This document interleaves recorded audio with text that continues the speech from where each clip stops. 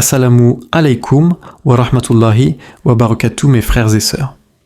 Bienvenue sur La Voix du Rappel, la chaîne qui vous guide vers Allah Azzawajal en partageant des rappels sincères, des versets coraniques et des hadiths prophétiques. Ferme les yeux une seconde, respire profondément et demande-toi, est-ce que tu vis un moment où plus rien ne semble fonctionner ? Tu frappes aux portes, elles restent closes, tu pries, mais tu as l'impression que tes invocations s'envolent dans le vide. Tu fais des efforts, mais chaque pas t'épuise un peu plus. Tu t'es déjà senti comme ça ? Alors cette vidéo est pour toi, parce qu'il y a un verset, un seul verset, qui peut transformer ta réalité. Pas juste te rassurer temporairement, non. Un verset qui peut réécrire ton histoire. Un verset qui a changé la vie de milliers de croyants dans le Coran, dans l'histoire prophétique, dans notre époque. Ce verset est une réponse divine à ton angoisse, un refuge pour les cœurs blessés, un miracle pour les âmes épuisées, et voici ce qu'Allah dit dans la sourate At-Talaq, verset 3. Et quiconque place sa confiance en Allah, il lui suffit. C'est court, simple, mais c'est un océan de sens. Ce n'est pas une promesse vague, ce n'est pas un peut-être, c'est un il lui suffit, sans condition, sans limite, sans exception. Mais ce verset ne fonctionne pas comme une baguette magique. Il ne s'agit pas de le réciter à la va-vite. Il s'active uniquement par la confiance, la vraie, celle du cœur. Celle qui dit « Même si je ne vois pas de solution, je crois qu'Allah est en train d'en créer une pour moi. » Ce verset a été révélé à un moment très particulier, dans une sourate qui parle du divorce. Un moment de séparation, de fragilité, de bouleversement. Et Allah y insère ce joyau. Place ta confiance en moi, je te suffirai. 1. Réfléchis une seconde. Quand tout te quitte, quand tu perds ton emploi, ta santé, tes proches, ton avenir, que te reste-t-il ? Ce verset, ce lien, ce fil suspendu entre ton cœur et le ciel. Dans cette vidéo, nous allons plonger dans ce verset. Pas juste en surface, on va creuser. On va l'ouvrir comme un coffre au trésor et découvrir tout ce qu'il renferme. Comment les prophètes ont vécu ce verset. Comment il a renversé des situations humaines désespérées. Comment toi, aujourd'hui, tu peux le faire vivre dans ta propre vie. Et pourquoi ce simple mot tawakkul, la confiance, peut être la clé que tu cherches depuis si longtemps. Le prophète a dit « Si vous vous en remettiez à Allah avec la confiance qu'il mérite, il vous accorderait votre subsistance comme il la donne à l'oiseau. Il quitte son nid le matin le ventre vide, et le soir, il rentre rassasié. » Hadith authentique, rapporté par At-Tirmidhi. L'oiseau ne reste pas au nid à attendre. Il vole, il cherche. Mais il sait que celui qui donne, c'est Allah. Pas la branche, pas le ciel, pas la météo. Allah. C'est exactement ce que ce verset enseigne. Travaille, avance, lutte, mais confie le résultat à Allah. Car au bout de ton effort, ce n'est pas ton CV, ton intelligence ou tes relations qui décident. C'est lui, et lui seul, et c'est là que commence le changement. Quand tu acceptes de ne plus être le pilote, mais le serviteur. Quand tu dis « je fais ma part » et le reste, je le laisse entre tes mains, Ya Rab. Cette vidéo va te faire voyager. Et à la fin, je vais te raconter une histoire vraie. Un homme qui avait tout perdu. Et qui, en s'accrochant à ce verset, a tout retrouvé. Prépare-toi. Ce n'est pas une simple vidéo. C'est un rappel pour ton âme. C'est peut-être le message que ton cœur attendait depuis longtemps. Ne pars pas, ne zappe pas. Ce verset peut devenir ton arme contre l'invisible. Partie 1. Le sens profond du verset. Et quiconque place sa confiance en Allah, il lui suffit. Prends une seconde pour méditer sur cette phrase, et quiconque place sa confiance en Allah, il lui suffit. Sourate 65, verset 3. Juste 6 mots, mais 6 mots qui peuvent réparer une âme brisée. Quiconque. Allah n'a pas dit le prophète, ni les pieux, ni les saints. Il a dit quiconque, toi, moi, un pécheur, une femme abandonnée, un jeune en galère, un vieil homme isolé, toute personne, quelle que soit sa situation. C'est déjà une porte immense ouverte à tous. Place sa confiance. C'est ce qu'on appelle en arabe le tawakkul. Un mot riche, il ne signifie pas seulement croire, il signifie s'en remettre entièrement à Allah comme un enfant confie sa main à son père sans poser de questions, comme un malade remet son cœur entre les mains du chirurgien, comme une graine se laisse enfouir sous terre, en confiance, avant de pousser. En Allah, et pas en les gens, pas dans ton patron, pas dans ton compte bancaire, pas dans ton réseau, dans Allah, celui qui ne trahit jamais, celui qui voit l'invisible, celui qui ne dort jamais. Et enfin, il lui suffit. Pas il l'aidera peut-être, pas il fera ce qu'il peut, mais il lui suffit. C'est-à-dire, il comble, il apaise, il protège, il remplace. Un savant disait, ce verset est comme un abri que chacun peut atteindre, mais seuls ceux qui déposent réellement leur fardeau à l'intérieur en sentent la chaleur. Tu veux que ce verset te serve ? Tu dois t'en remettre complètement, pas à moitié, pas « j'espère », plus « je stresse », mais un abandon volontaire, une soumission aimante. Dans un autre passage du Coran, Allah dit « Allah aime ceux qui lui font confiance ». Sourate 3, verset 159. Imagine, Allah ne se contente pas de t'aider si tu lui fais confiance. Il t'aime, il t'élève, il te prend sous sa protection spéciale. Une leçon venue du désert.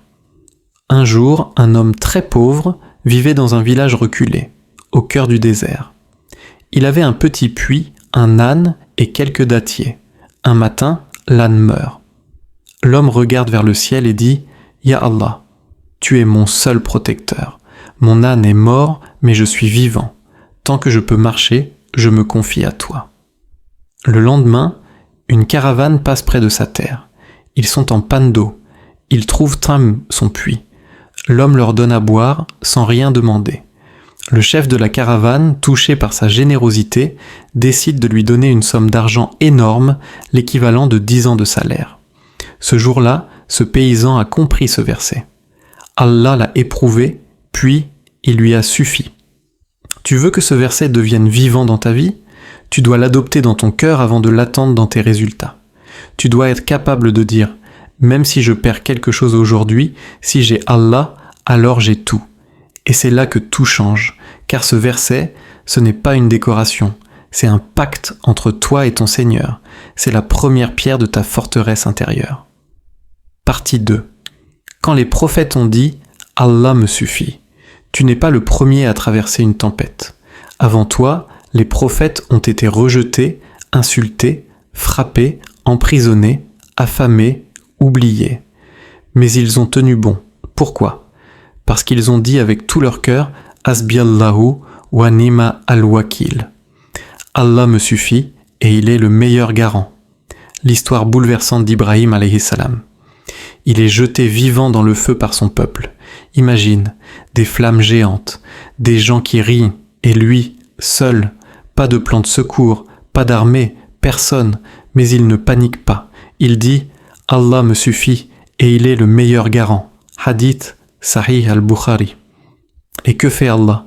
Il ordonne au feu, soit pour Ibrahim une fraîcheur et une sécurité. Sourate 21a, verset 69.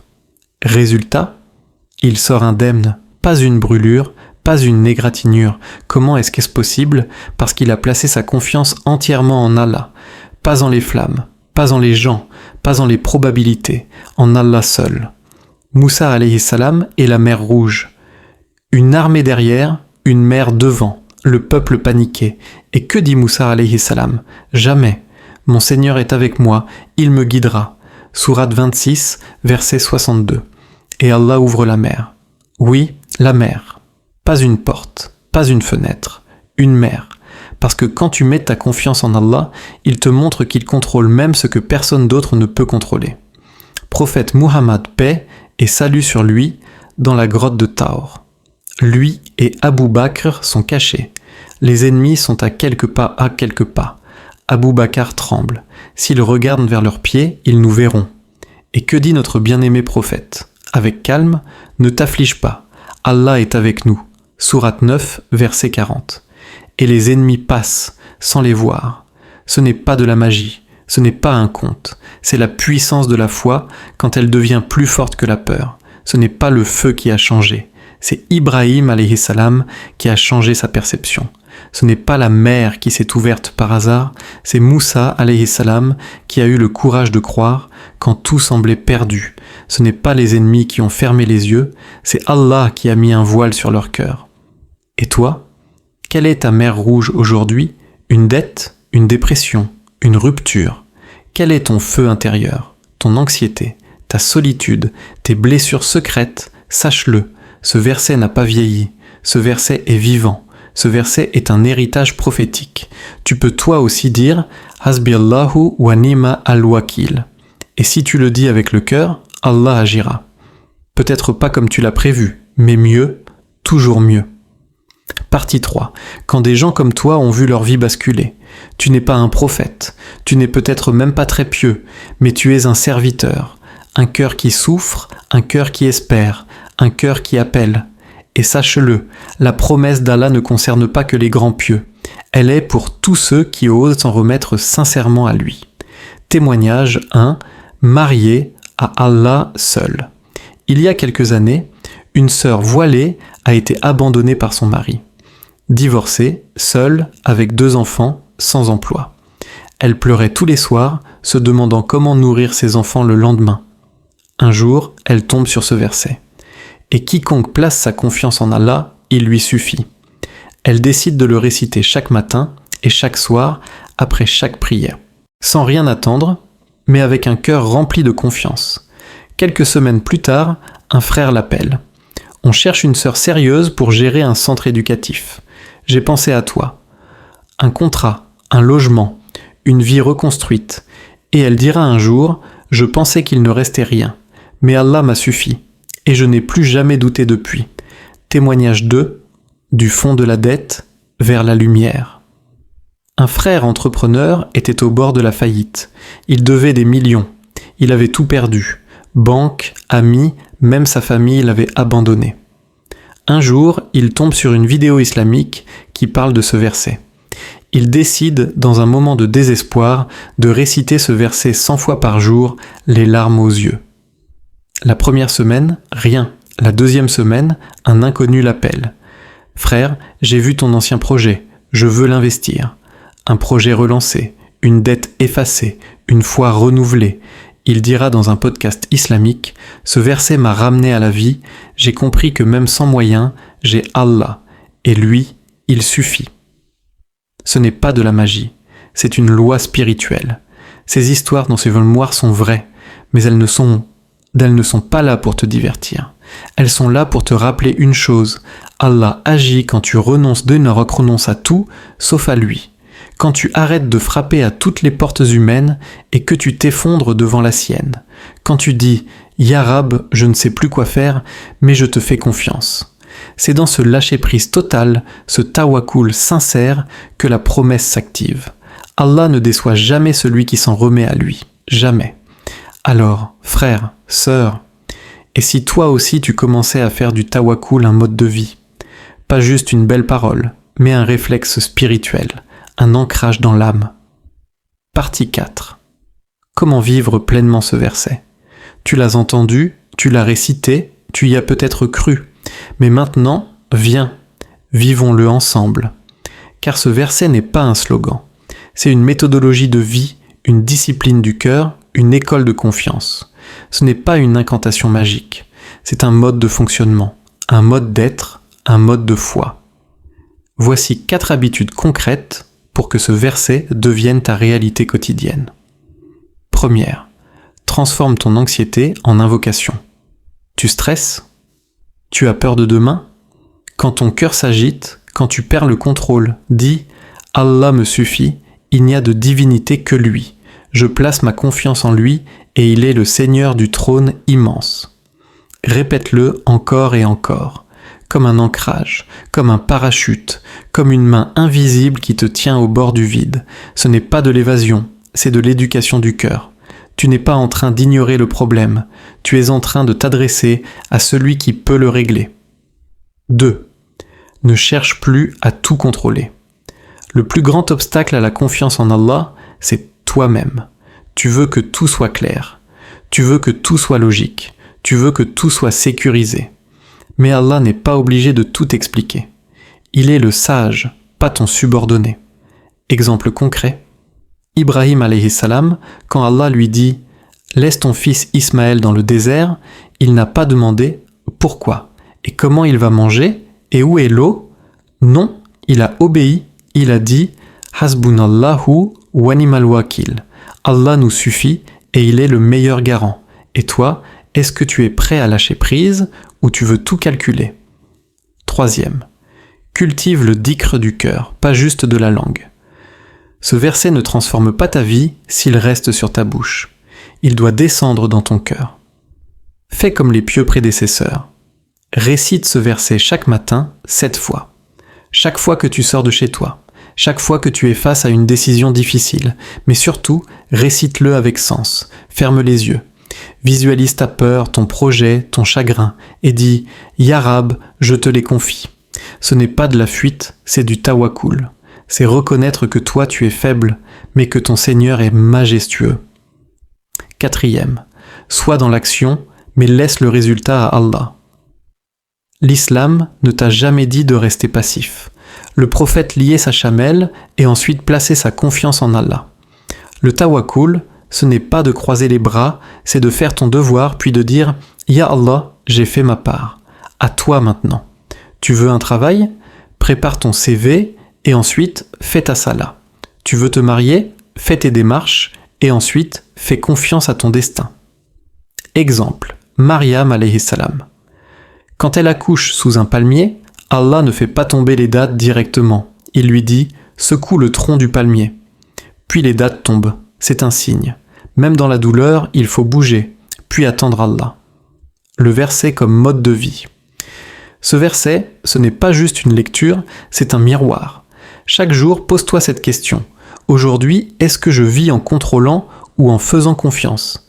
Parce que, et quiconque place sa confiance en Allah, il lui suffit. Partie 5. Une nuit, un verset, une renaissance. Imagine. Un homme. Un frère comme toi, comme moi. Il s'appelle Abdelrahman. Il vient de Gaza, cette terre blessée, brisée par la guerre, mais remplie de cœurs accrochés à Allah. Un soir, alors que tout le quartier dort, un bombardement frappe sa maison. En quelques secondes, tout s'écroule. Murs, souvenirs, meubles, rires, photos, projets. Il perd 2 de ses enfants dans les décombres. Et lui, il survit. Mais est-ce encore une vie ? Il n'a plus rien. Ni toit, ni espoir, ni famille complète. Mais écoute ce qu'il fait ensuite. Abdelrahman ne crie pas à l'injustice.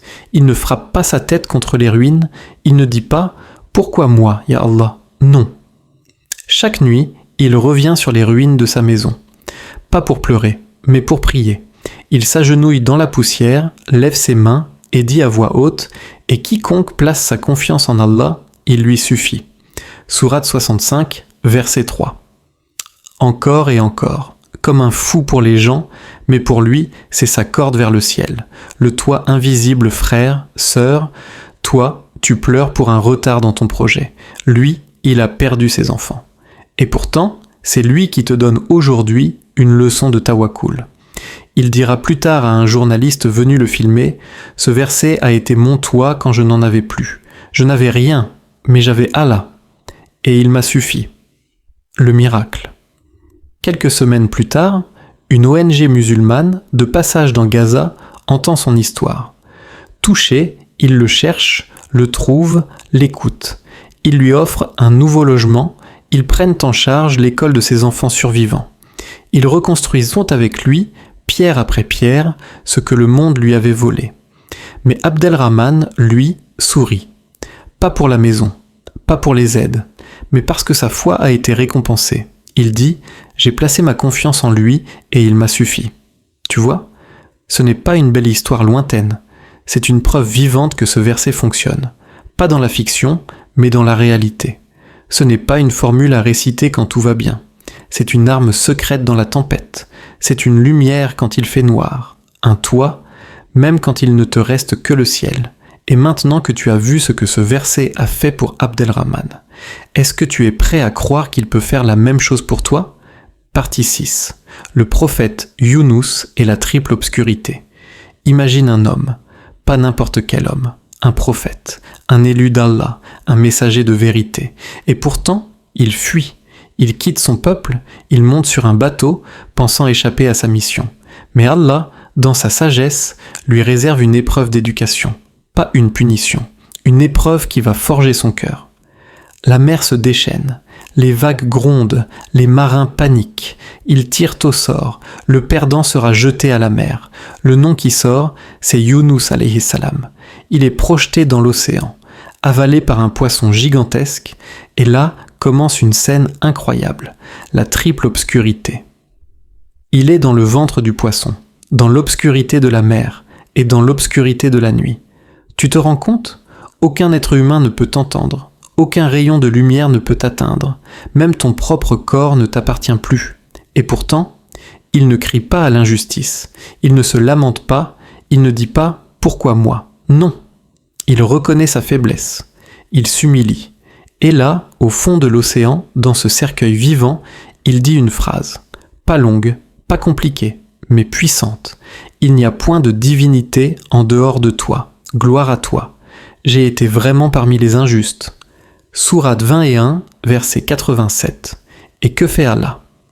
Le verset suivant dit « Nous l'exaucâmes et le sauvâmes de l'angoisse, et c'est ainsi que nous sauvons les croyants. » Sourate 21, verset 88. Allah donne l'ordre au poisson de le recracher. Il ordonne à un arbre de pousser pour le nourrir. Il lui redonne la santé. Il le renvoie en mission et surtout, il lui pardonne. Quand tu es englouti, toi qui m'écoutes, tu n'es peut-être pas dans le ventre d'un poisson, mais peut-être que tu es dans le ventre d'un divorce, d'une dépression, d'un deuil, d'un chômage, d'une trahison, d'une solitude profonde. Tu te sens englouti, perdu dans l'obscurité, et là, tu as deux choix, te plaindre, ou faire comme Yunus alayhi salam, répéter « La ilaha illa anta, subhanaka inni kuntu minaz zalimin » reconnaître que tu ne contrôles rien, et que seul Allah peut t'en sortir, ce qu'Allah te promet. Le verset dit « Et c'est ainsi que nous sauvons les croyants ». Pas que nous avons sauvé Yunus, mais les croyants. Tous ceux qui, dans leur détresse, répètent Izdikr sincèrement. Alors toi aussi, tu peux être sauvé. Pas toujours de façon spectaculaire, mais Allah peut t'apporter la paix intérieure, le soulagement, la lumière. Partie 7. Le pouvoir invisible de la récitation constante. Et si je te disais que ta vie peut changer avec une seule phrase, mais récitée avec foi, tous les jours, comme on plante une graine dans la terre, encore et encore, jusqu'à ce qu'un jour, la fleur pousse d'un coup sans prévenir. Et cette phrase, tu la connais. Et quiconque place sa confiance en Allah, il lui suffit. Sourate 65, verset 3. Le matin, quand le monde est encore endormi. Commence ta journée avec ce verset, avant même d'ouvrir WhatsApp, avant même de regarder l'heure. Pose ta main sur ta poitrine et dis « Ya Rab, aujourd'hui, je te fais confiance ». C'est comme si tu signais un contrat invisible, un pacte avec ton Créateur. Tu gères la journée, moi je te suis. Et ce verset devient ton bouclier contre les angoisses, ton parfum d'espoir, ton armure de sérénité. Le soir, quand l'anxiété refait surface, tu connais ce moment où le silence de la nuit fait trop de bruit dans la tête, où les regrets viennent te visiter, où les peurs dansent dans l'ombre. À ce moment précis, récite ce verset. Pas comme un robot, mais comme un cœur brisé qui cherche une main divine. Et quiconque place sa confiance en Allah, il lui suffit. Et tu verras, ce n'est pas la récitation automatique qui guérit. C'est la récitation habitée, celle qui dit « Je n'ai plus de force, mais j'ai confiance ». Pourquoi ce verset transforme ton âme ? Parce qu'il t'apprend 3 choses puissantes. Tu n'es jamais seul, même quand personne ne comprend ta douleur. Allah est avec toi. La miséricorde agit dans l'invisible. Tu ne vois rien bouger ? Mais dans les coulisses du destin, Allah orchestre déjà la solution. Ton destin n'est pas entre tes mains. Et c'est une bonne nouvelle, parce qu'Allah gère mieux que toi. Les savants l'ont compris, depuis longtemps, Ibn al-Qayyim rahmahullah disait « L'être humain n'est jamais plus fort que lorsqu'il est totalement dépendant d'Allah. » Et réciter ce verset, c'est ça. C'est dire « Je ne veux plus tout contrôler. Je te laisse faire, Ya Rab. » Astuce pratique pour l'intégrer dans ta vie. Récite-le après chaque prière, comme un baume pour ton cœur. Récite-le avant de sortir de chez toi, comme une protection pour ta route.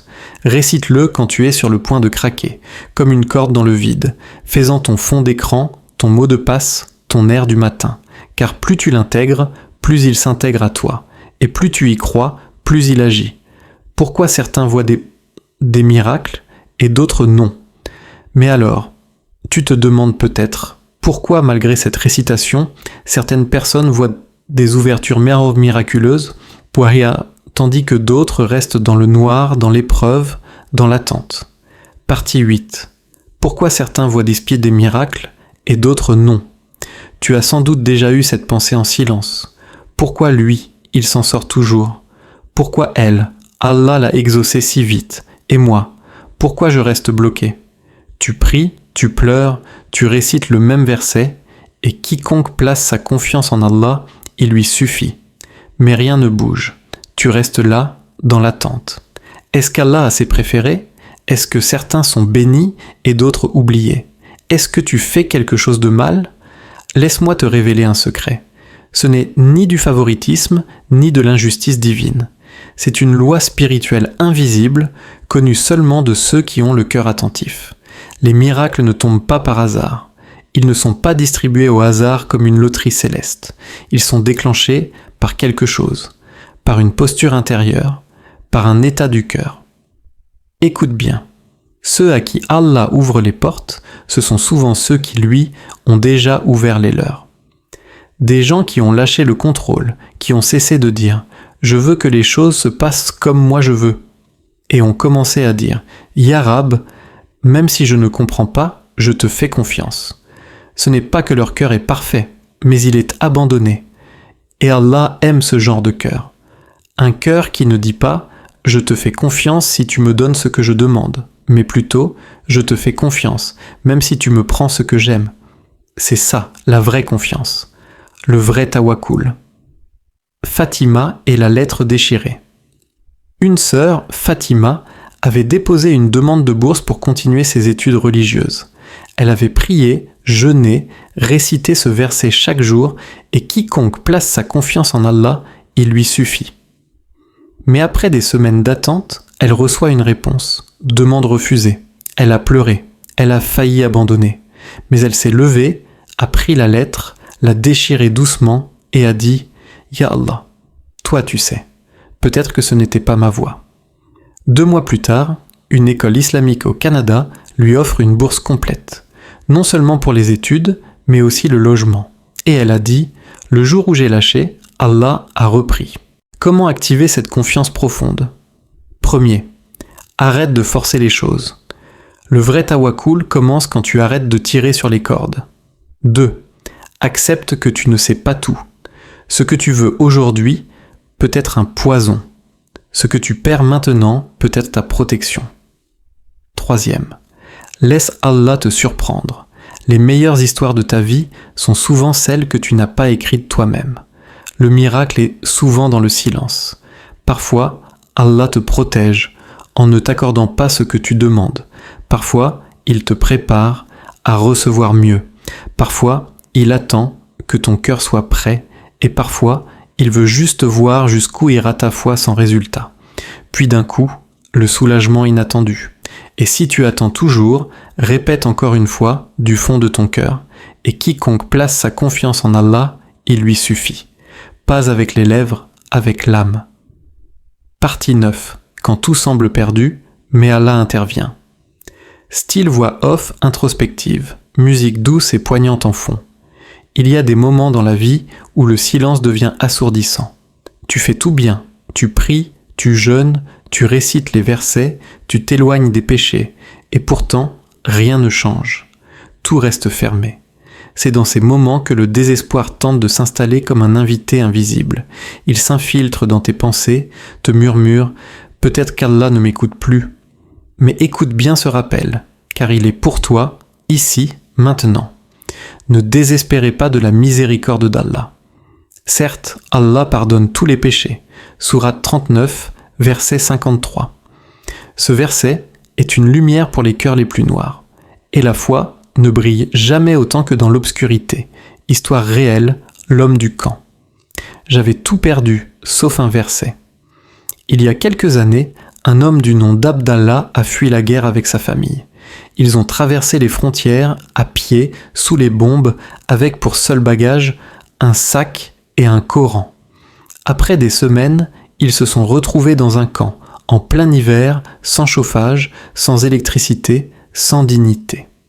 Abdallah avait perdu son commerce, sa maison, des proches. Il n'avait plus rien, mais chaque soir, il posait son front sur la terre glacée et il murmurait « Et quiconque place sa confiance en Allah, il lui suffit. » Même quand ses enfants pleurèrent de froid, même quand les associations refusèrent de l'aider faute de place, même quand sa femme disait « On ne tiendra pas », il disait toujours « Allah suffit ».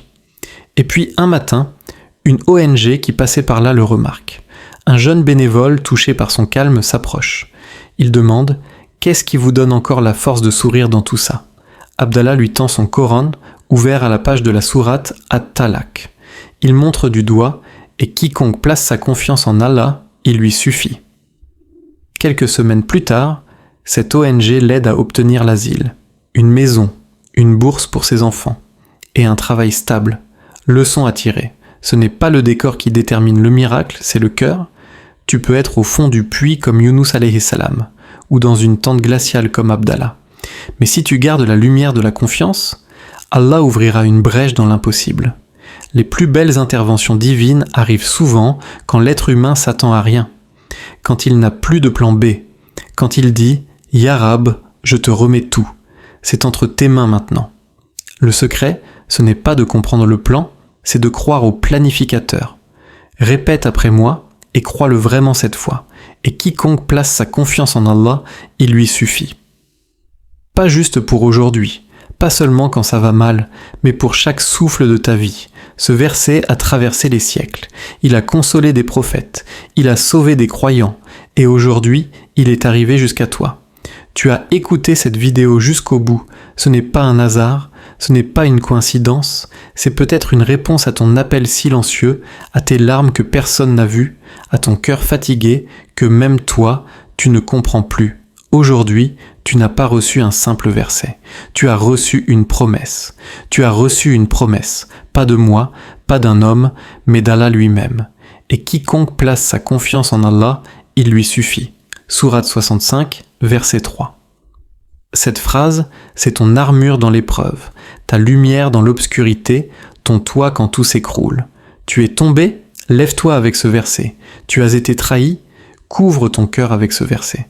Ce verset ne se contente pas d'être lu, il se vit, il se respire, il s'ancre dans le cœur de ceux qui choisissent de faire confiance même dans le silence. Car ce n'est pas parce qu'Allah ne parle pas qu'il ne prépare pas. Celui qui s'en remet à Allah ne tombera jamais. Il apprendra à voler au-dessus même des épreuves. Barakallahu fik pour ton écoute. Qu'Allah apaise ton cœur, illumine ta vie et te suffise en toutes choses. À très bientôt pour un nouveau rappel.